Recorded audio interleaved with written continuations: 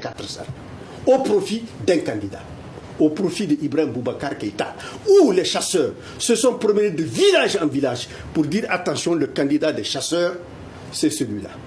Vous le votez, vous votez en sa faveur, ou on fait disparaître votre village. Moi, je suis de là-bas.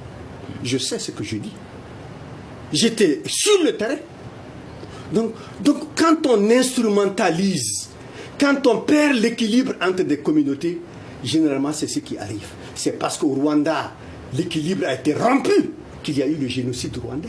C'est parce qu'ici, l'État a rompu l'équilibre que le génocide s'est passé dans le centre du pays. Pourquoi les Dogons et les Peuls qui ont cohabité ensemble depuis des années... Ils sont instrumentalisés.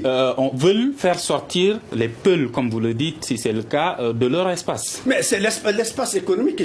Ils en ont besoin. Ils en ont besoin pour leur champ. La preuve, vous prenez Sari, c'était en 2012. Quand ceux-ci ont été sortis de leur espace, sortis de leur village, ils sont où? Ils squattent les bourses du Burkina Faso. Ces terres sont cultivées par qui? Les terres sont cultivées par leurs voisins Dogons. D'accord, Marcel Guinguéré, est-ce que c'est ce que vous voulez faire? Accuser les Dogons? Bon, maître, nous n'avons jamais été instrumentalisés. Et d'ailleurs, personne ne peut instrumentaliser la communauté Dogon. Je n'ai pas dit les Dogons. J'ai dit instrumentaliser la milice d'Anna Amassagou. Ne nous mettez pas en désaccord avec la communauté Dogon. Mais nous, notre problème, non, c'est la milice d'Anna Amassagou qui a été instrumentalisée. D'accord, il est là au nom de Dana Amassagou. Il va répondre par rapport à ça. Puisque on dit que ce sont les Dogons qui veulent chasser les Peuls de leur terroir, ou en fait de là où ils sont. Et je dirais que je ne partage pas ça. Au contraire, ce sont les Peuls qui veulent chasser les Dogons. Ils ont commencé déjà à avoir ce langage il y a longtemps en disant que les Dogons sont de la falaise, ils ne sont pas de la plaine. Donc il faut tout faire, tout mettre en œuvre pour qu'on chasse les Dogons afin qu'ils remontent sur le plateau. Or, ce n'est pas le cas. Les Dogons sont sur le plateau et sur la plaine. Ça, la cohabitation existe il y a longtemps. Et moi, je ne pense pas que les Dogons aient l'intention de vouloir chasser les Peuls pour occuper l'ensemble du Sénat. Non, ça, je ne suis pas d'accord avec ça. Pourquoi ils pensent, selon vous, que c'est le cas? Bon, c'est eux qui pensent. Donc, ça n'engage que eux. Nous sommes Dogons.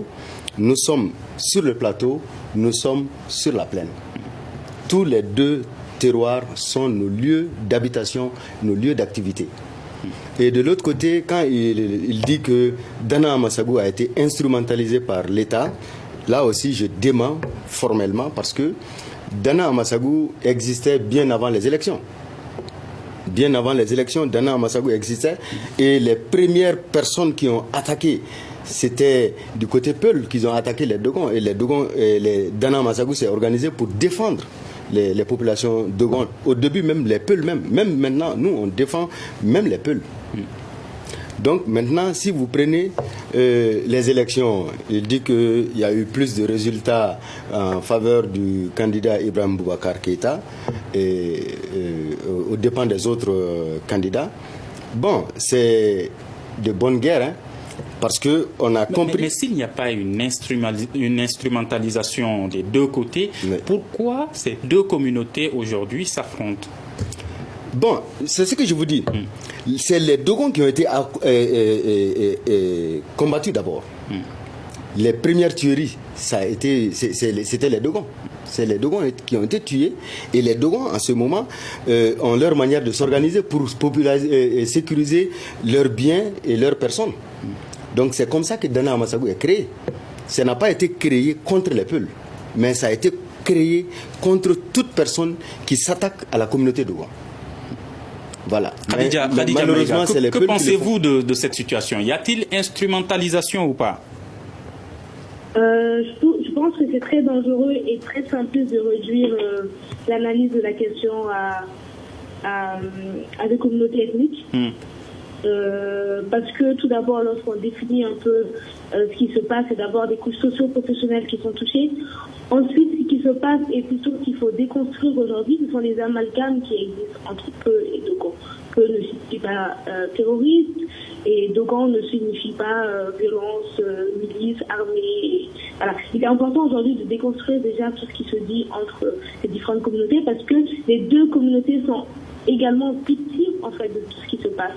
Et il ne faut pas oublier que les premières victimes, ce sont autant les Peuls que les Dogons. Mais selon vous, c'est quoi réellement la cause aujourd'hui de ces conflits, ces attaques qui se multiplient? La principale cause déjà, c'est évidemment, je pense, l'absence de l'autorité de l'État, qui aujourd'hui déjà est la raison pour laquelle des milices existent et des milices sont capables de circuler librement sur tout le territoire. C'est une chose que nous avons acceptée déjà dans les années 90 et qu'aujourd'hui on paie en quelque sorte, parce que c'est très dangereux lorsque on ne donne pas la force, l'autorité et la force violente à l'État. C'est dangereux dans toute société constituée. Donc le problème se situe déjà à ce niveau-là. Il faut que l'État soit plus présent et que l'État réponde aux besoins de base déjà des populations, ainsi que répondre aux besoins de sécurité des populations. Moi, je suis très clair là-dessus. Il n'y a pas de mercenaires. Les crimes qui ont été perpétrés ont été perpétrés par une communauté contre une autre communauté. Ça, c'est très clair. D'accord. Vous pensez et principalement par Dana Amasabou, je le dis et je le répète. Est-ce que vous pensez, Marcelin, qu'il y a des mercenaires au centre du Mali? Nous sommes très désolés. Si quelqu'un peut payer les mercenaires, c'est eux. Ils ont l'argent, nous, on n'en a pas. Mais est-ce qu'il y a des mercenaires? Est-ce que vous pensez qu'il y en a? Effectivement, parmi les communautés Peuls, il y a beaucoup d'étrangers qui sont avec eux et qui nous combattent jour et nuit. C'est eux qui nous attaquent. Maintenant, par rapport à Orosagou, c'est ce que nous avons dit.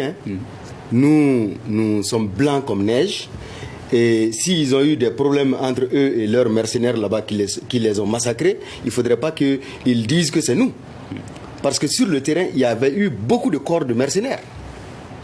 Il y avait une milice qui vivait là-bas. Et cette milice, c'est hier qu'ils se sont rendus à Sévaré. Hier 17h avec les véhicules de l'État, avec les véhicules des militaires qui les ont transportés, avec leur chef Sékou Boli. Sékou Boli et ses hommes vivent effectivement à Orosagou et la majorité des cadavres là-bas, c'était eux. Donc il ne faudrait pas qu'ils fassent des montages et venir nous faire... vous dites que vous êtes blanc comme neige. Aguissa Diko vous demande où est-ce que vous trouvez les armes. Merci. Les armes que nous avons là, c'est lors des combats avec ces mercenaires que les Peuls ont amenés que nous gagnons nos armes. Nous n'avons pas un paysan là.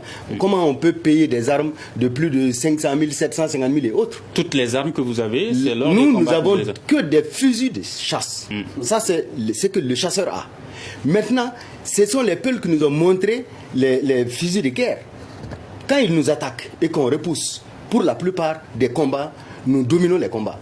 Donc pendant ces combats, on arrive à les éliminer et on prend leur butin. Et c'est comme ça que nous avons été dotés en armement, de guerre. Et là, c'est connu de tous.